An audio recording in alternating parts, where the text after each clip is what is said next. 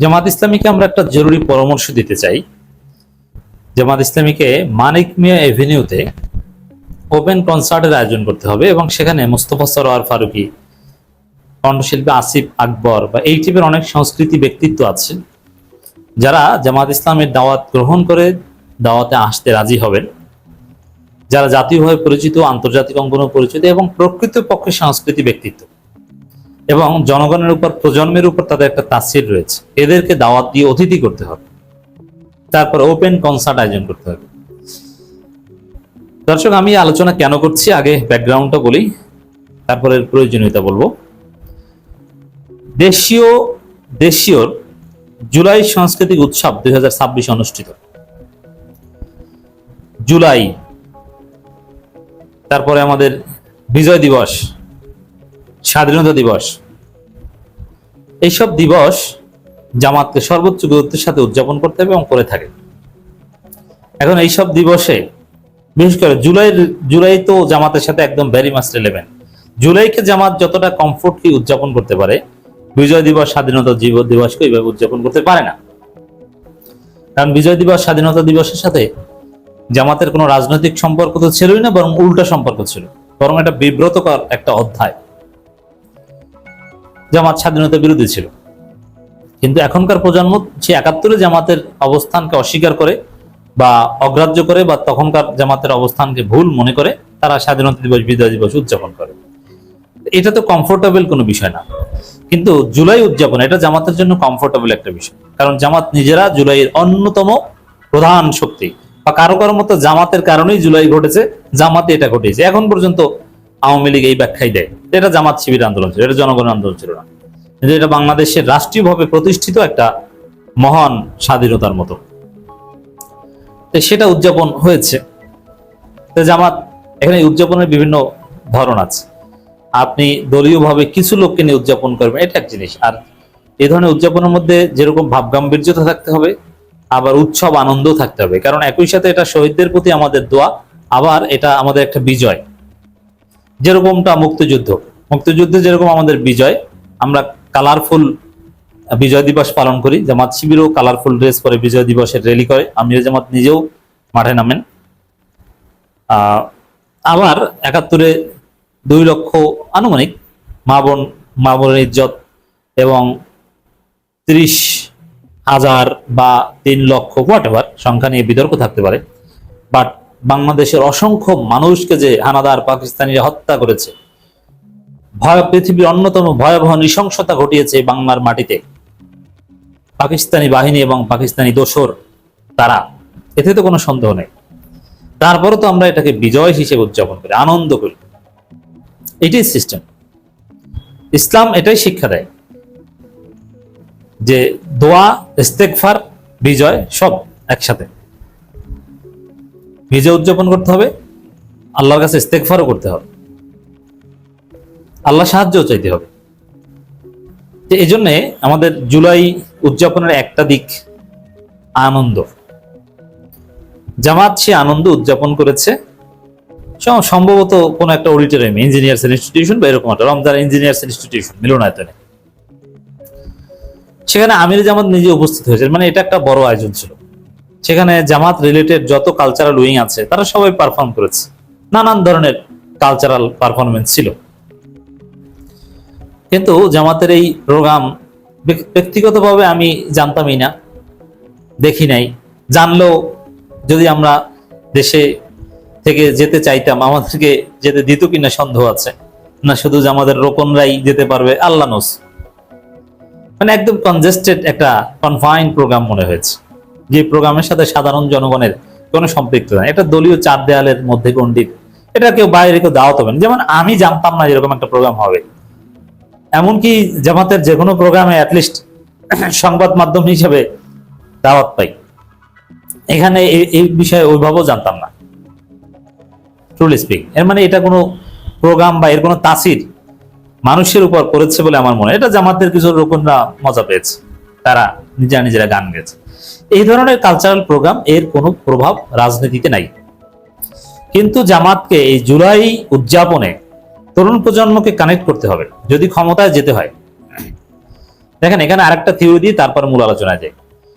জামাত, আমরা অনেক সময় অনেক কথা বলি, কিন্তু বাস্তবে ক্ষমতা থেকে অনেক অনেক দূরে। জামাত থেকে ক্ষমতা দিল্লি দূরে। কি মনে করেন এখন পর্যন্ত জামাতের যে রাজনীতি,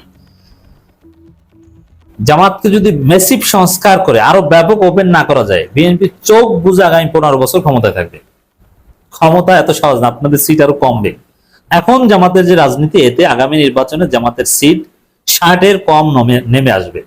এখন যে বর্তমান বাস্তবতা, আপনি হয়তোবা একটু মন খারাপ করছেন, কিন্তু দিস ইজ রিয়ালিটি। রাজনীতি ক্ষমতা থেকে আপনার অনেক দূরে।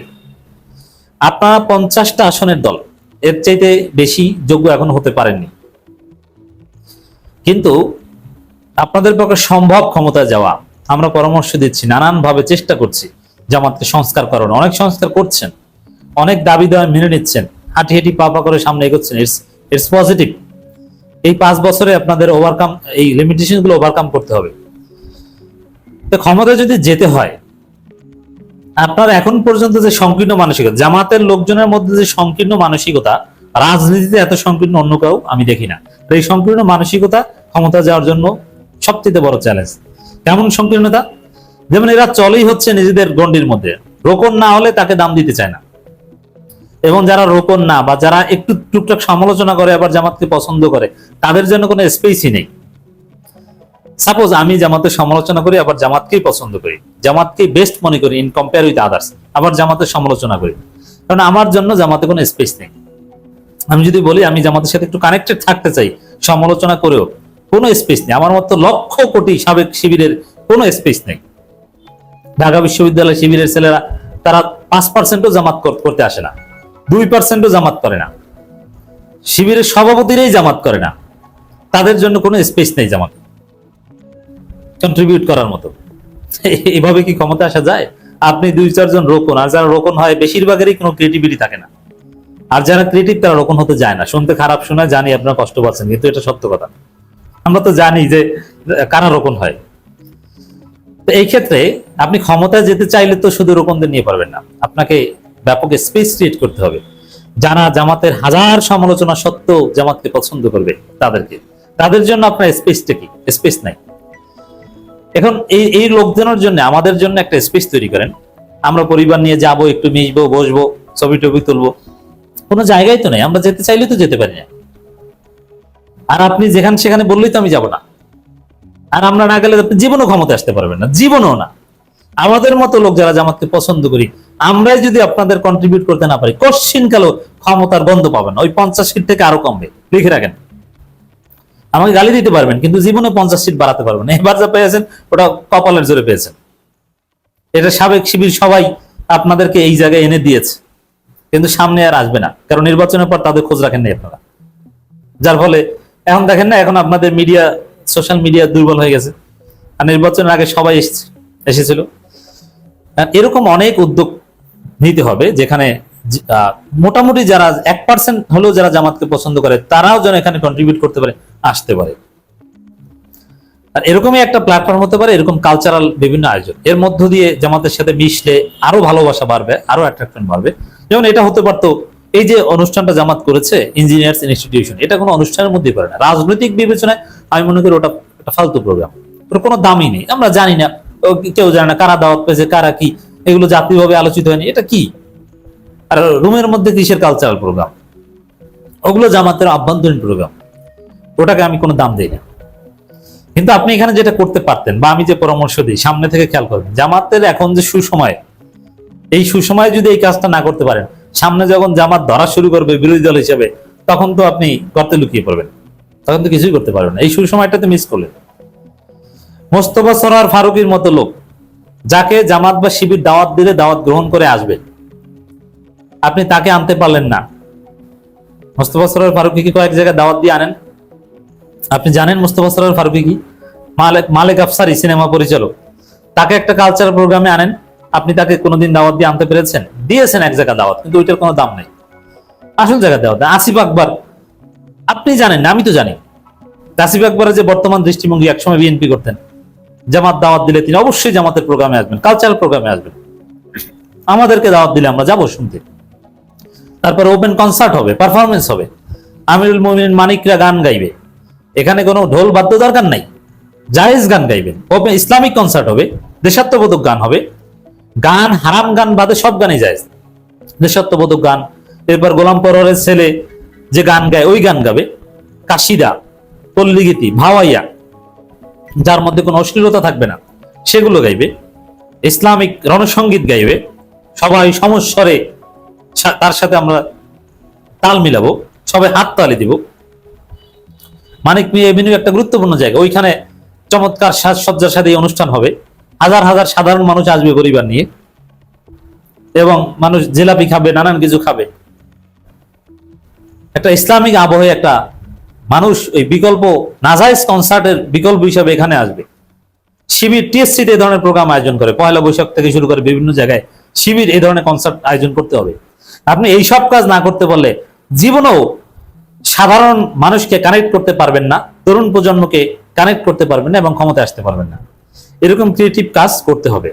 আমি মোস্তফা সরোয়ার ফারুকী এবং আসিফ আকবরের নাম উদাহরণ হিসেবে বললাম, এরকম আরো অনেক কালচারাল ব্যক্তিত্ব আছে যারা জামাত দাওয়াত দিলে আসবে, এবং তারা অন্য সময় যাই করুক, কিন্তু জামাতের দাওয়াতে যে সময় আসবে ওই সময়টায় তারা সুস্থ সাংস্কৃতিক ধারক বাহক হিসেবে তাদের বক্তব্য বা তাদের পারফরমেন্স তারা দিবে। আসিফকে আপনি দাওয়াত দিয়ে এসে গজল গাওয়াবেন কনসার্টে, আসিফ গজল গাইতে আসবে, আপনি জানেন? টাকা দিয়ে আপনি আনবেন, ওই ফাও ফাও আমিরুল মুমিনিন মানিকদের ফ্রি ফ্রি গান গাওয়াবেন, ওটা দিয়ে হবে না। আপনাকে লক্ষ টাকা দিয়ে পাকিস্তান থেকে গজল শিল্পী আনতে হবে, ভারত থেকে আনতে হবে। এইগুলো শিখতে হবে, বুঝতে হবে। রাজনীতি, ক্ষমতায় আসা, কালচারাল হেজিমনি তৈরি করা এত সহজ না। যা করছেন, যেখানে আছেন, এটা ক্ষমতা থেকে দিল্লি অনেক দূরে আছেন, এগুলো বিবেচনা করুন।